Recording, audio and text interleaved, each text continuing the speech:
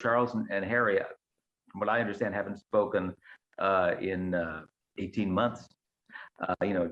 Charles cut him off financially. There's a lot of bad blood there right now. William is not returning Harry's phone calls.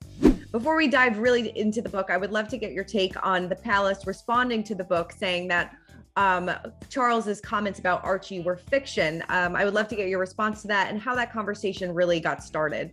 Well, the real fiction here is the denial. This is what the palace always does.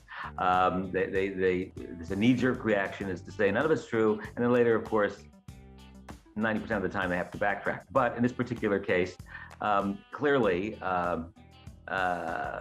they haven't read the book, because if they did, they'd see that in a sense it sort of softens the image of the royal family in terms of race.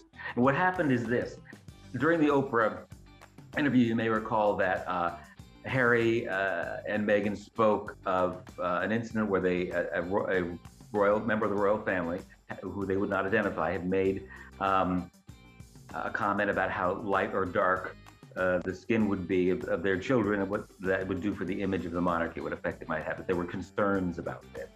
Harry was very, shocked. He said the Queen issued a statement saying, recollections may vary, but we'll handle this about what was actually said. We'll handle this behind the scenes of the family. Quickly, Harry and Meghan issued a statement saying, well, wait a minute, it's not, we want to make sure that everybody knows it's not the Queen who made this comment. It wasn't Prince Philip who made this comment, even though he'd made plenty of other insensitive comments in the past.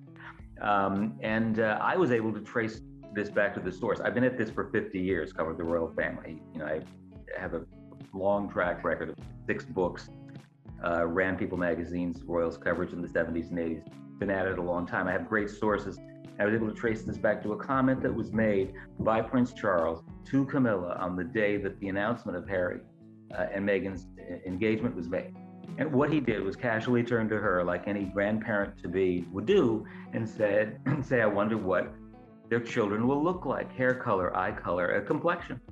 I'm a grandfather. That goes with the territory. That's what you do. It's very, he did it fondly. But the problem is it was taken, misconstrued, contorted over a period of time by the bureaucrats in the palace, the people that Diana used to call the men in gray. And they really weaponized it and turned it into something that was quite nasty by the time it reached Harry's ear. So Harry talked to his father about it, and both Charles and William, basically the message Harry was getting from them was, you're oversensitive, you're overreacting. So that just, kind of complicated what was already a very complicated situation. Mm-hmm. So I wish people in the palace would, take care to read what the book actually said.